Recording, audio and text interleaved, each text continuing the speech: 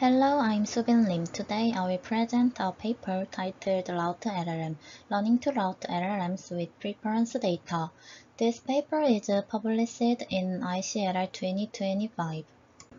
With the rapid advancement of LLMs and their increasing adoption, a wide variety of models have emerged. So which LLM should we use? If we had unlimited resources, it would be simplest to always use the best performing model.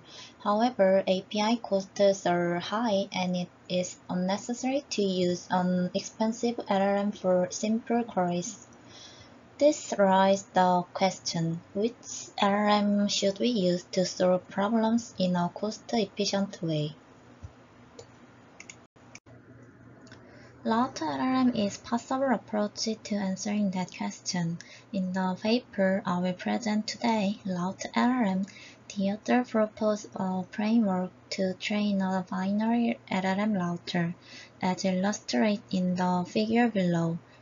They decide whether a user query should be sent to a strong LLM or weak LLM.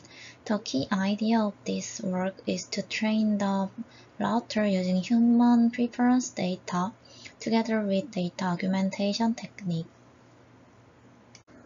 Before diving into Route LLM, let us first review prior work. Some previous methods focused on selecting the best response among multiple LLMs or first querying a smaller LLM, verifying its answer, and then escalating to a stronger LLM if necessary. However, these approaches require multiple LLM calls, which significantly increase latency. In contrast, Route LLM only calls a single LLM for query. Another line of work trains router using predefined labels. These approaches often suffer from dataset bias and struggle to generalize to out-of-domain scenarios. Moreover, they rely on a fixed set of LLMs, which limits their adaptability to new types of models. Route LLM, on the other hand, demonstrates strong generalization across multiple datasets and maintain high performance even on new LLMs that were not used during training. Now let me introduce the methodology of Route LLM. In this paper, the authors consider two classes of models, strong models and weak models. The preference data is constructed as follows. Each entry consists of a query and a label LSW, which represent outcome of comparing the response from a strong model and weak model. In other words, the label indicates whether the strong model wins, the result is tie, or the weak model wins.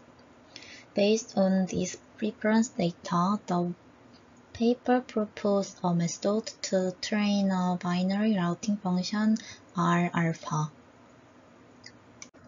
In Route LLM, the proposed routing function R alpha consists of two key components. First is the win prediction model. This model estimates the probability that strong model will win over the weak model. It is trained by maximizing the likelihood function shown below.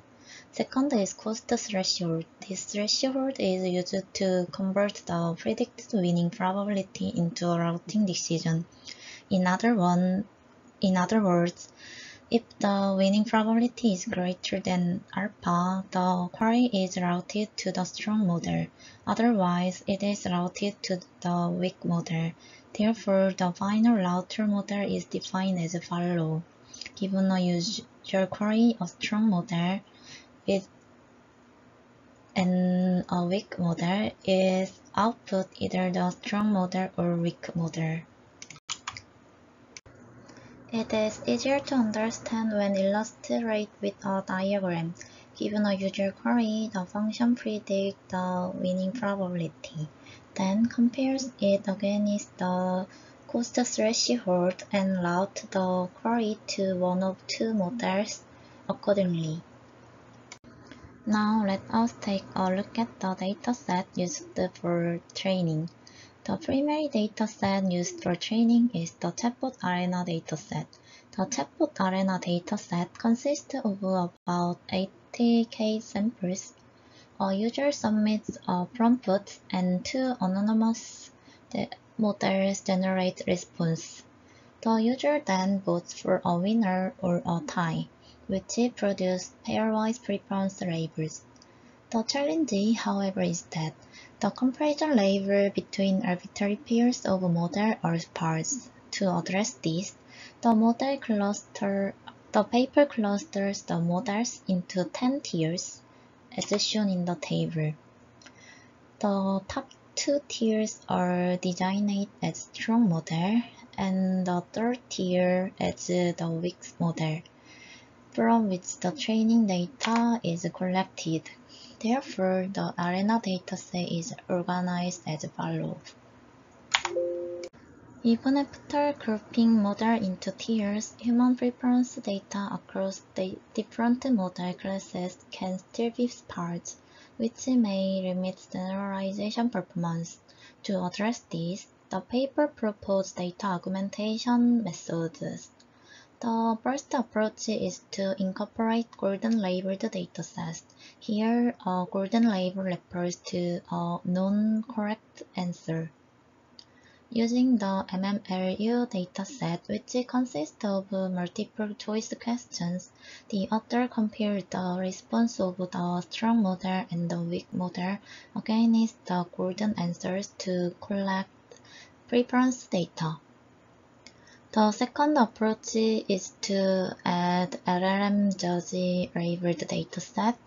LLM-based judgment have been shown to correlate highly with human judgment. Based on this, GPT-4 was used to generate preference label. Specifically, GPT-4 was designed as strong model and Mixture 8.7 billion as the weak model. Responses were collected from both, and GPT-4 was then asked which response it preferred in order to create preference data. To reduce costs, the author leveraged the Nectar dataset, which already included GPT-4 responses. In total, about 120k samples were collected at a cost of approximately $700. Now let me explain the four methods the paper introduced for defining the win prediction model. The first one is called similarity weighted or SW ranking. Here, the idea is to look at how similar the given query is to the queries in the dataset, and then use a predicatory model to estimate the probability that the strong model will win over the weak model. What's nice about this method is that it doesn't require any prior training. Instead, the optimization is done directly at inference time. The second method is matrix factorization. In this approach, both the queries and the models are mapped into the latent space, and the system runs a scoring function that represents the quality of the model M's response to given queries. Then, by looking at the score difference between the strong and weak models, it estimates the win probability. The third method is the BART classifier. This is a fine-tuned BART-based model. It takes the embedding of the special classification token, the CLS token, which summarizes the input query and then passes it through a logistic regression head to predict the win probability. Finally, the fourth method is the casual LLM classifier. Here, they fine-tune the Llama 3 8 billion model. Instead of using a separate classification head, the model is trained in next token prediction fashion. The instruction prompt, which includes the user's query, is given as input. and the model outputs the win probability as if it were predicting the next token. In this paper, 3 benchmarks were used for evaluation: MMLU, MTBench, GSM8K. For the router setup, GPT-4 was chosen as the strong model and Mixture-8 billion as the weak model for the experiment. Let me explain the metrics used in the experiments. PGR is defined by the following formula, and it captures how much of the performance difference between the weak and strong model is recovered by the router model. CPT represents the minimum percentage of calls to the strong model needed to reach the desired PGR. A smaller value is better. APGR corresponds to the blue shade area in the figure, and it measures the average amount of performance gap recovered when the cost is constrained at different levels. A larger value is better.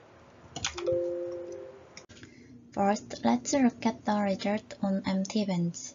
Here, randoms refers to routing queries randomly according to the cost baseline. We can see the performance of all 4 methods. When only dataset ARENA was used without any dataset augmentation, performance even dropped in some cases, like this. However, once data augmentation is added, all methods outperformed random routing.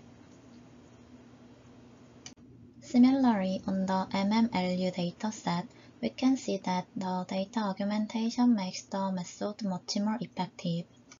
On GSM8K, without data augmentation, all methods performed worse than random routing. However, with data augmentation, all methods outperformed random routing. This shows that data augmentation provides a strong boost to the router's performance. In the previous experiments, GPT-4 was used as the strong model and Mixture-7 billion as the weak model. In these experiments, the performance is evaluated using different types of strong and weak models. As shown in the table, the results demonstrate that the router also achieves strong performance with other types of LLMs. A cost analysis was also conducted. For this, GPT-4 was estimated at 24.7 per million tokens and Mixture at 0.24 per million tokens.